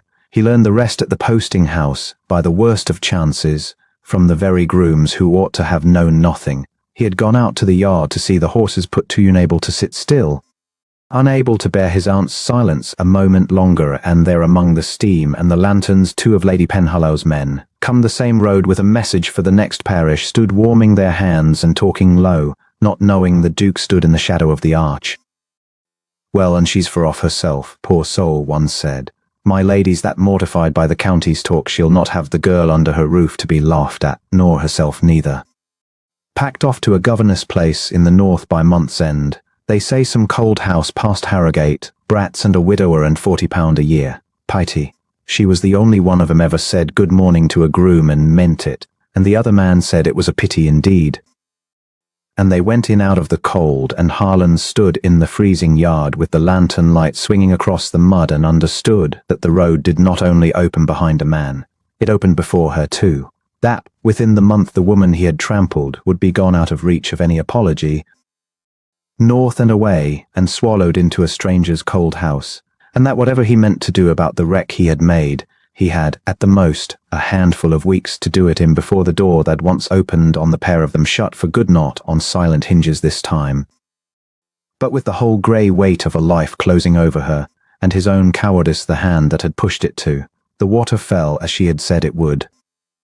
On the 4th morning Harlan came down to find the flood gone meek and brown between its banks, and the low road behind Hallowfield drying to a passable mere, and Lady Penhallow's under coachman announcing at breakfast, with the cheerfulness of a man delivering good news, that the bridge would bear a carriage by noon. The Duke of Holbeck heard his liberty pronounced over the coffee and the cold ham, and thanked the man in a voice that gave nothing away, and knew himself for the coward he was, because the first thing he had felt was not relief, but a plunging, boyish grief, and the second thing he had felt was the iron coming down over it, cold and familiar and quick, closing the wound before it could be seen. He had gone. That was the shape of what he had done, and he made himself hold it plainly in his mind on the long road north, the way she had taught him to hold plain things. He had let the road open, and he had ordered his horses, and he had bowed over Maud Winter's hand in Lady Paolo's crowded hall with the whole company looking on, and he had said, in the level courteous, nothing of a duke taking his leave, that he was obliged to her cousin for a pleasant refuge from the weather. A pleasant refuge from the weather. He had watched the word go into her like a blade turned by her own hand, for it was the very reading she had feared aloud in the library, a diversion, out of boredom. Because it rained, and he had let her believe it, because it was easier, in the pinch, to be thought cold than to be seen to care, and be laughed at for it by Rosanna Marbury and 40 grinning strangers. He had guarded his house. He had left the door shut, and the girl outside it in the rain of the county's opinion, and he had ridden away sitting very straight, and he had called the sick thing in his chest good sense the whole first day. It lasted until Holbeck. He had thought the house would cure him. It had cured him of a great many wants over the years, by the simple grey force of its emptiness. He came up the long avenue at dusk with the great pile of it black against a bruised sky, 400 rooms and not one of them expecting him. And the servants turned out to receive their master, with the flawless silent deference he had spent a decade mistaking for peace, and he walked through the wide halls of his own inheritance and understood, for the first time in his life, and all at once, that he had been describing this house to her without knowing it. A man standing guard over a place that was robbed a long time back, she had said, and cannot leave the door, and half forgotten there was ever anything in the house worth the guarding. He had thought she meant his heart. He saw now she had described the very stones, the shut library 3 times the size of Lady Penhallow's, the acres a woman might cross for a fortnight without reaching a wall, the whole magnificent guarded emptiness he had inherited and enlarged and mistaken for a life. He did not sleep. He sat in the master's study with a fire he did not feel and the decanters untouched, and he did the sum at last that he had refused to do for 10 years, the honest sum, the one she did with her frank hazel eyes doing arithmetic on his face. It came out plainly. He had loved once long ago, or believed he had, and the woman had wanted Holbeck and not the man who owned it, and had said as much coolly when a richer prospect crossed her path, and had left him at 23 with the lesson that regard was only commerce that had learned better manners. He had built the whole of himself on that lesson. He had made a fortress of it. He had spent 10 years being wanted by people who had never once asked his heart plainly, and he had congratulated himself on being too wise to be robbed again. And in all that shrewd, careful decade, not one soul had got close enough to take anything from him, because he had made very sure there was nothing left in the house to take. And then a girl who dusted libraries for her bread had looked at his sleeve and read his whole history off it, and had offered him a battered book of voyages with the shy defiance of one sharing her only treasure, and had told him a true thing to his face with no earthly thing to gain, and had said he could hear her saying it, in the cold study, more clearly than he heard the fire when I am kind to you. You may be quite certain it is only because I wish to be. She had been the one person in 10 years who could not profit by him. She had told him so herself, plainly, and he had let it be the reason to trust her, and then, at the first cold clear morning, he had used the very same fact as the reason to abandon her. She is nobody, it can come to nothing, better to wound her a little now than to make a promise and be laughed at. He had done to her precisely what had once been done to him. He had weighed a human heart against the world's opinion and found the heart the cheaper thing. He had become, in one bow and one courteous phrase over the cold ham, the exact creature that had ruined him at 23. The knowledge did not come gently. It came like the give of ice under a boot, the sensation he had felt in the library and fled from. And this time he did not flee, because there was nowhere in 400 cold rooms left to flee to. He sat in it until the fire died and the window gried. And somewhere in that long reckoning the iron he had worn for a decade cracked clean across, and what he found beneath it was not the weakness he had always dreaded, but something far more frightening, a plain and enormous wanting, unarmoured, that had only ever needed one honest woman to walk into a drawing room and refuse to flatter him, to bring the whole fortress down.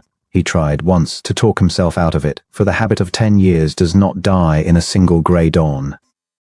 He set against her every argument the world would set, that she was nobody, a poor relation who dusted books, that the county would gasp, that his aunt would faint into her salts, and 3 counties of matchmaking mothers would never forgive the insult of a winter carried over the heads of their own daughters, that a duke did not marry his hostess's companion any more than he married the weather. He laid the arguments out in a row, as he had laid out estates and contracts all his life, and he found that not one of them touched the single fact that mattered, which was that he had been happier in a cold, neglected library with a girl and a book of voyages than in the whole gilded remainder of his life put together, and that a man who threw such a thing away to spare himself the gasping of fools deserved the emptiness he had so carefully built and would earn every year of it. The arguments were all sound.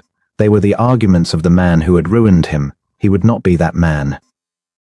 He had decided it somewhere in the ruin of the fire, and once decided, the thing was strangely simple, the way she had made hard things simple by the mere plainness of looking at them. He rang for his valet before the house was properly awake. The bays, he said. The light travelling chaise, and my riding horse behind it. We go south. The man who had unpacked his master not 9 hours since did not so much as blink, being trained to marble. To what direction shall I say, your grace? Hallowfield, said the Duke of Holbeck, and heard the name of a borrowed library come out of his own mouth like a confession. And send ahead to have the road looked at. If the bridge is down again, I will swim the horse. The road was not down, though it fought him the whole way. Mile after mile of half-dried mire that sucked at the wheels and cost him a lame leader at the 2nd stage and a lost afternoon at the 3rd, so that a journey he had made north in a day and a half took the better part of 3 coming back.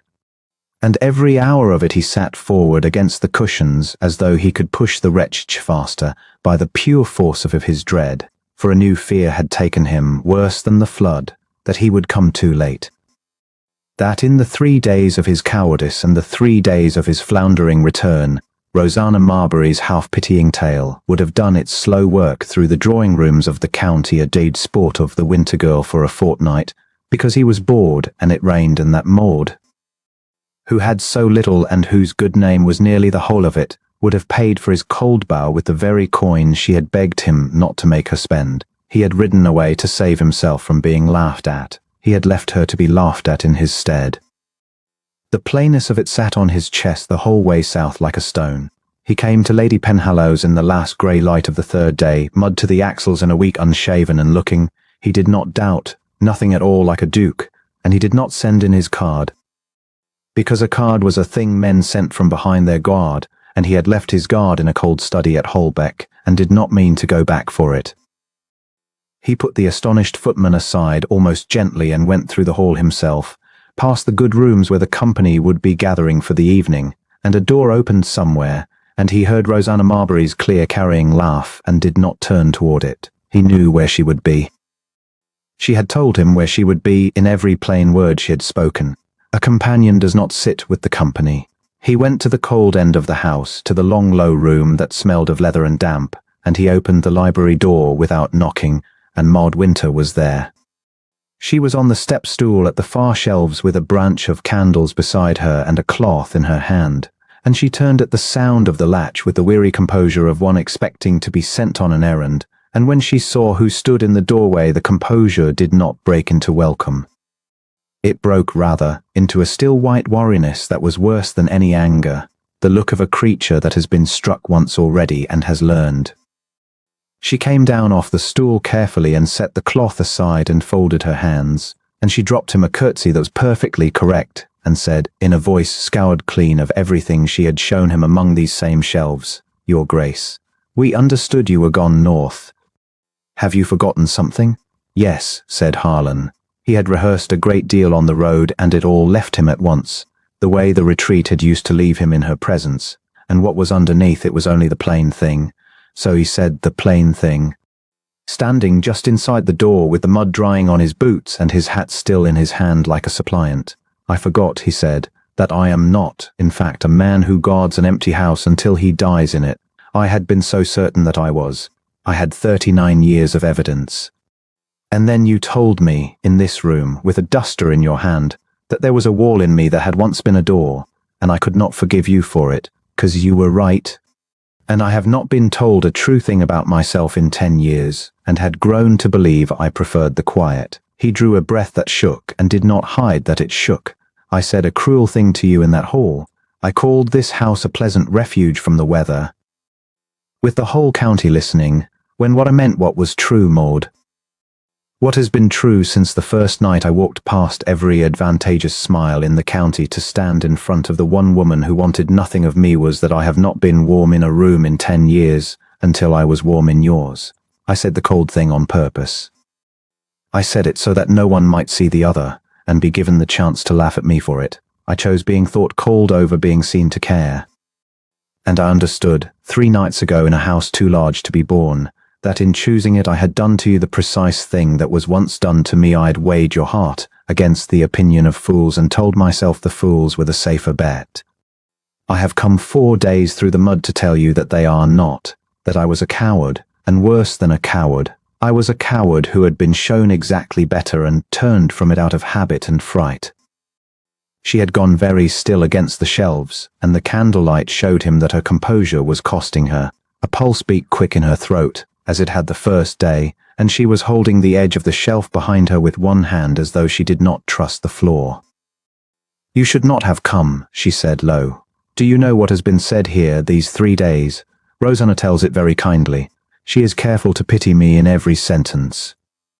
The Duke, you know, was so very bored with the rain one cannot blame a great man for amusing himself, and the poor winter girl took it to heart, which was foolish of her, for what could a person in her position have imagined? I have had a fortnight's worth of that pity ladled over me at every meal, and I have borne it, 'cause you taught me the phrase yourself. Your Grace, I have guarded the door of my own house. And now you walk back through it and undo the whole of my guarding, and if you are gone again in the morning you will have cost me the little I had left, and this time there will be no book of voyages to take me out of the country I am stuck in. I am not gone in the morning.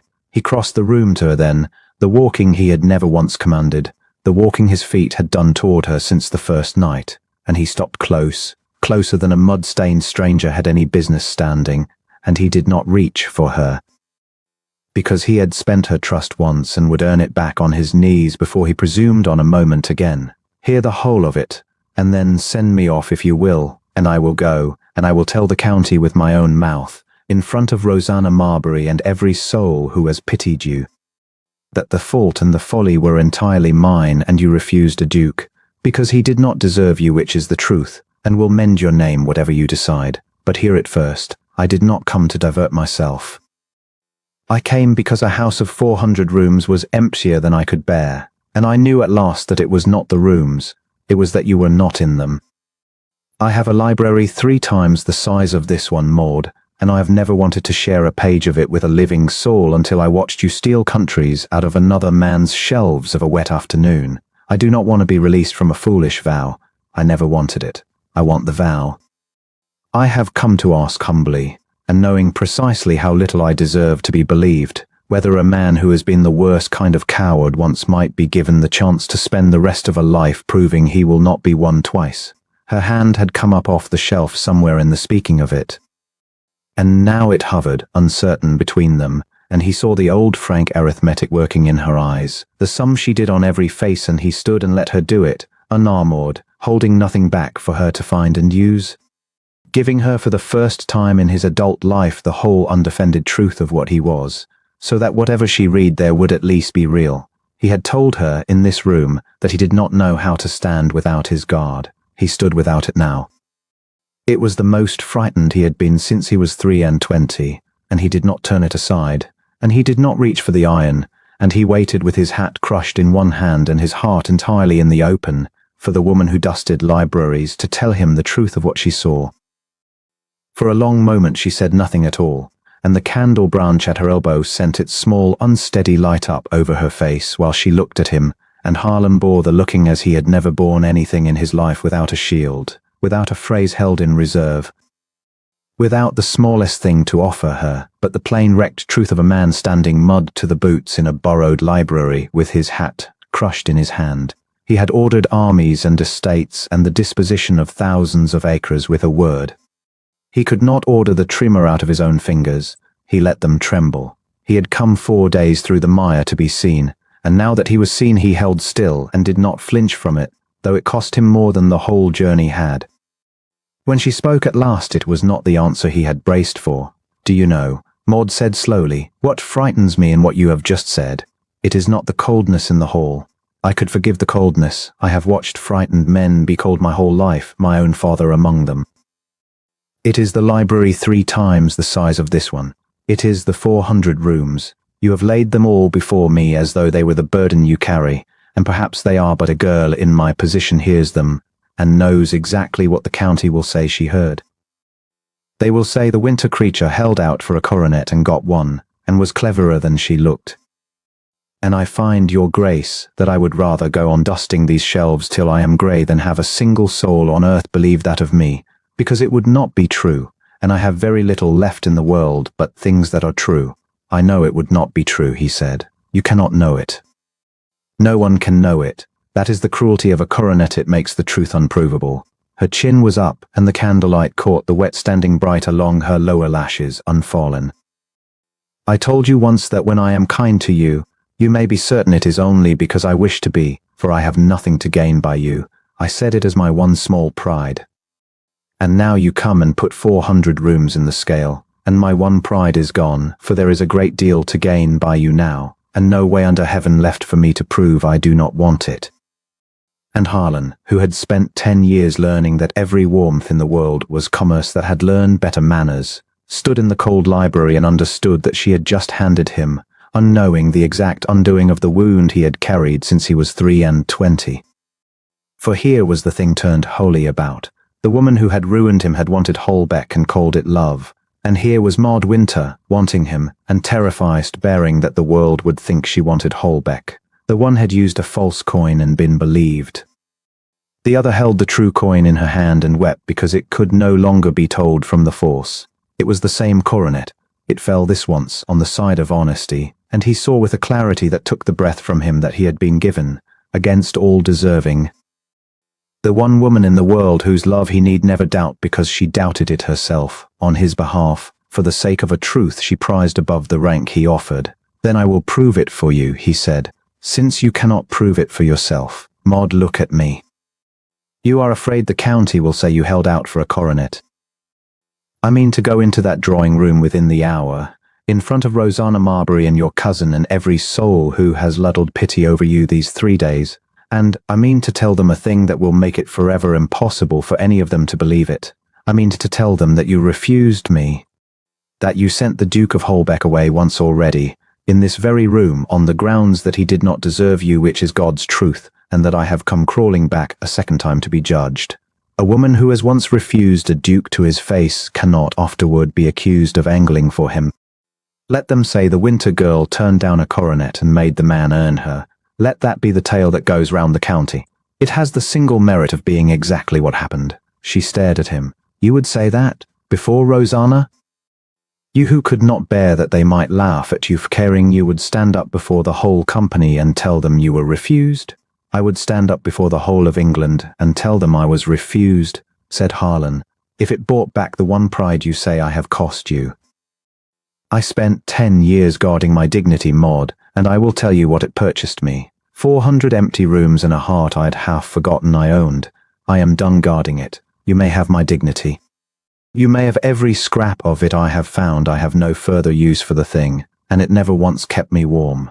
It was then that her composure broke at last, not into weeping but into a small helpless laugh, the very laugh he had first heard across a crowded drawing room a lifetime ago. Wry and warm and entirely her own, and she pressed the back of her hand to her mouth as though to hold it, and could not, and the tears she had refused to shed went down her face at last, unregarded while she laughed. "You dreadful, dreadful man," she said, when she could speak. "You cannot go and say such a thing. You will be a byword. Great-aunts will faint. Your aunt will faint. She is by the fire this very minute. I dressed her hair not 2 hours since." "Then she may faint," he said, "into competent hands, for you dressed her hair and will know what to do." And he took, at last, the step that closed the little distance yet between them, and reached slowly, so slowly, giving her all the time in the world to draw back, as he had not given her time before, and with the ball of his thumb he wiped one tear from the corner of her jaw. where he had once, in this room, half raised his hand to a cheek that was no longer there. This time the cheek was there. This time she did not go.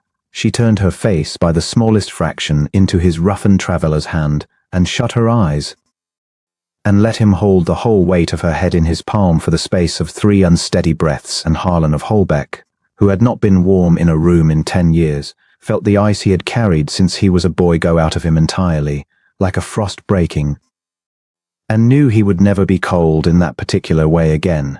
"Ask me the plain thing," she said against his hand, not opening her eyes. "You have made a great long speech, Your Grace, and it was a very good speech, but you have not once asked me plainly, and I am a person who requires plain things. Maud Winter." He drew back only far enough to see her face, for he would not ask it in the dark. "Will you marry me? Not the house, not the rank, neither which I would blame you for loathing. Will you marry the man who is vain and frightened and has been a coward once and swears to you on everything he owns that he will not be one twice? I have no book of voyages fine enough to offer you, but I have a library 3 times the size of this one, and I have never in my life wanted to share a page of it until I watched you steal countries out of the shelves, and I find I cannot go home to it alone. Come and read it with me. Come and steal every country in it, and then let us go and see the ones the books cannot hold. Marry me and be warm, and never dust another shelf that is not your own."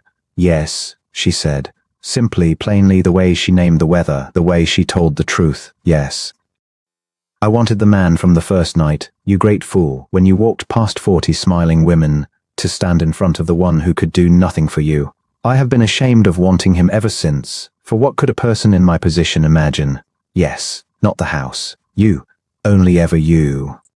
He would have kissed her then, and did once, and briefly, and with an aching restraint that fades all the sweeter for what it holds in check, and then he drew back and set her a little apart from him with both hands. For he had promised her a thing and meant to keep it while the keeping still cost him something. "Come," he said, "before the promise cools in me, come and let us end the county's pity in one stroke, so that it can never be ladled over you again." She caught his sleeve. "Harlan, you need not. Truly. I have you. I do not need Rosanna's face to prove it. I need it," he said gently. "Not the face, the truth said out loud, where you cannot afterward be made to doubt it. You told me a wall in me had once been a door. Let me hold the door open in front of them all. It is the one thing I can give you that a coronet cannot buy, the certainty, before witnesses, that I chose you when I might have run and named it aloud." He set her hand through his mud-stained arm as though she were already a duchess, and he, a footman honoured past his station to escort her, and together they went the length of the cold library and down the passage toward the light and the sound of the company, and if her fingers gripped his arm hard enough to bruise, he did not mind it in the least. He covered them with his own and held them there.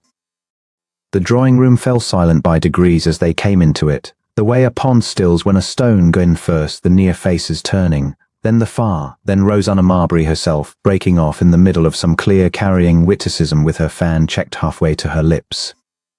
There stood the Duke of Holbeck, a weak unshaven, splashed to the thigh, plainly not gone north at all, and there on his arm, in her mended gloves and her plain grey stuff gown with the darn at the elbow, stood the companion who fed the spaniels and managed the temper and stood at the edge of evenings. Somewhere near the fire his aunt sat up very straight. Lady Penhallow's mouth opened and produced no sound. And Harlan, who had spent a decade learning precisely how to command a room and never once until this moment learned why a man might wish to, let the silence draw out until it was complete, and then he spoke into it unhurried, in the level carrying voice that had cowed 3 counties.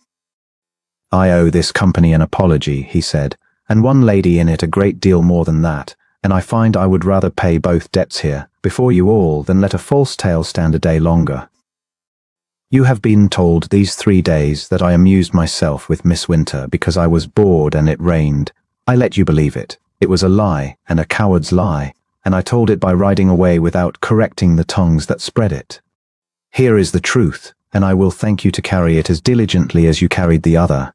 He looked, once and levelly, at Rosanna Marbury, who had turned the exact colour of her rose-coloured silk. "I asked Miss Winter to marry me. In this house, on a wet afternoon, in earnest and on my knees in all but the fact, and Miss Winter refused me, told me to my face that I had not deserved her, and sent me away, and she was entirely right. I have come back a second time, through 4 days of mud, to ask again, better than I asked before, and this time, past all my deserving, she has consented, not to the house. She has made me understand she thinks very little of the house. To the man who is the poorer bargain of the two, and knows it, and is the most fortunate creature in England tonight regardless. No one laughed. He had come prepared to be laughed at, had walked in braced for it as he had once walked in braced for a blow, and no one laughed. There was instead a kind of held stillness, and then, from somewhere near the window, a single foolish young man, the very one who had crowed, "She is caught on that first night," began uncertainly to applaud, and was joined, and the room came apart into exclamation. Harlan did not attend to it. He was watching his aunt rise from her place by the fire and cross the whole length of the drawing-room with her stick, past the staring company, to stand before Maud, and he braced again, for his aunt had a tongue like a farrier's rasp and 40 years' practice with it. She looked the girl up and down, the mended glove, the darned elbow, the frank, unlowered hazel eyes. "You dressed my hair this morning," his aunt said. "I did, my lady," said Maud steadily. "You did it very ill. You were thinking of something else the whole while. I could feel it in your hands." The old woman's mouth worked, and then, astonishingly, cracked into something almost a smile. "Now I know what. Well, he has been a cold fish these 10 years, and I had given up hope of him entirely, and if it took a companion with a darn in her sleeve to thaw the creature, then the companion has done what 3 counties of properer girls could not, and I for one am too old to quarrel with a miracle. Come here, child, and let me look at the woman who refused my nephew. There has not been a woman a generation with the sense to do it." And Maud, who had borne a fortnight of pity without bending, bent now. She put her face down against the old woman's shoulder for one moment, and the aunt patted her back with a hand grown suddenly gentle, and over the grey-bowed head her eyes met Harlan's, bright and fierce and wet, and he understood that his last defence had just gone over to the other side, and was glad of it past all speaking. They were married in the spring. From Holbeck, in the small grey church that had stood at the edge of the park for 600 years, and if the county had come chiefly to gawk at the Duke, who had chosen a companion over their daughters, the county went home having seen a thing it had not bargained for, which was a man plainly and wholly in love and not caring in the least who saw it.